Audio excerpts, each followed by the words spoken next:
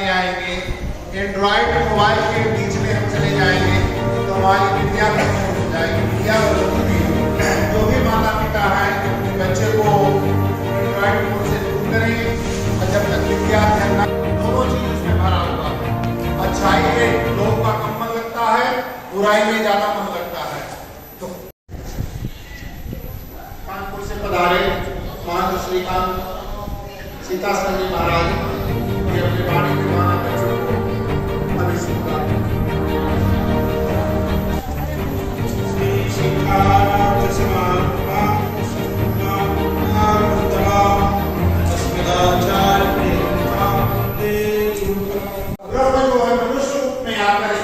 हम लोगों को केवल शिक्षा मात्र दे कि हम लोग माँ के अवतार होगा, माँ के गर्भ से 9 महीना बालक को अपने गर्भ में रखती हैं, तो प्रथम गुरु के रूप में माताएं होती हैं।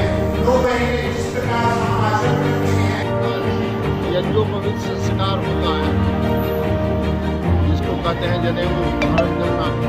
16वें संस्कार में एक संस्कार यह भी है यज्ञोपवीत संस्कार।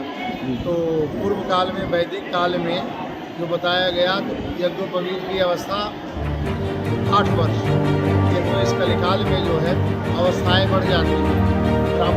ब्राह्मण वेद पढ़ने का अधिकारी और वेद पढ़ाने का अधिकारी तभी होता है जब यज्ञोपवीत उसका हो जाता है।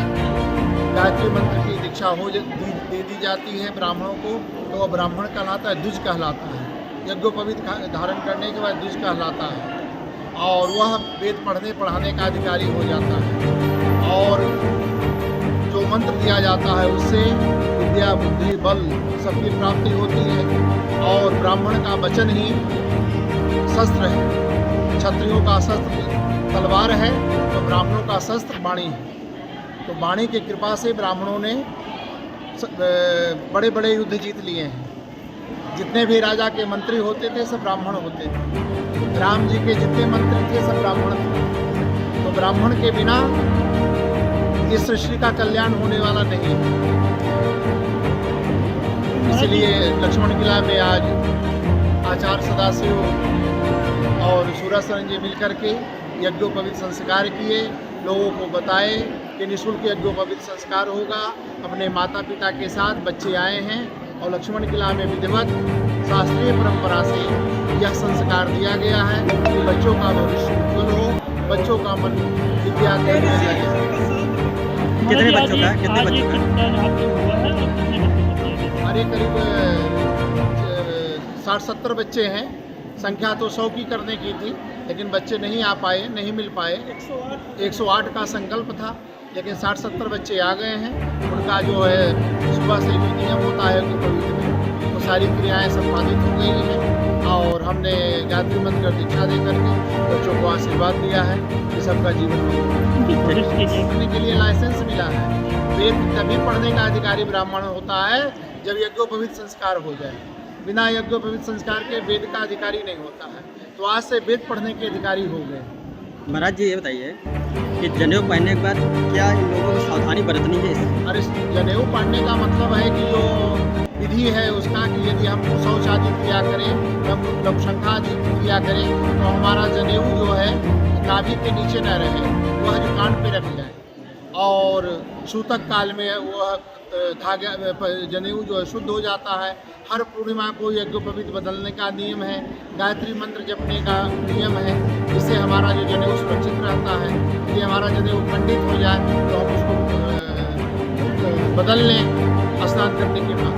आज आचार्य पीठ श्री लक्ष्मण किला में प्रत्येक वर्ष की भांति इस वर्ष भी आचार्य पीठ श्री लक्ष्मण किला एवं श्री रामलला वैदिक गुरुकुल के तत्वाधान में और आचार्य सदाशिव जी के आचार्यत्व में और हमारी जो है उपस्थिति में जो है कार्यक्रम परम पूज्य श्री सतगुरुदेव भगवान की प्रेरणा से हुआ।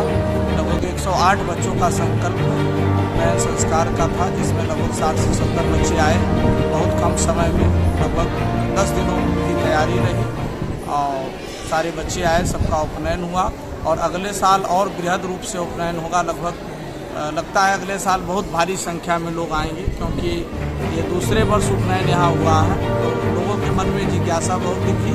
अगले साल मध्य प्रदेश प्रदेश और भी अन्य राज्यों से बहुत भारी संख्या में देहात के जितने ब्राह्मण वैश्य क्षत्रिय है सभी वर्गों के लोग आएंगे और वो उपनयन कराएंगे, क्योंकि यहाँ जो है अवस्था 8 वर्ष दी गई है ब्राह्मण की, क्षत्रिय की 12 और शूद्र की 16 वर्ष की अवस्था है। 3 वर्ण है, तो यहाँ तो अवस्था का वो न रखते हुए जो मान लीजिए कि बहुत दिनों से छूटे हैं, कोई 20 वर्ष के, कोई 22 वर्ष के, कोई 15 वर्ष के हैं, तो उन सब का प्रायश्चित करा करके उपनयन संस्कार कराया जा रहा है और उपनयन संपन्न रहा। परम पूज्य महाराज जी ने हमारे सतगुरुदेव भगवान आचार्य पीठ श्री लक्ष्मण किला के महंत श्री मैत्री रमन शरण जी महाराज ने सबको कृपा करके गायत्री मंत्र की दीक्षा दी आग्रह करने पे और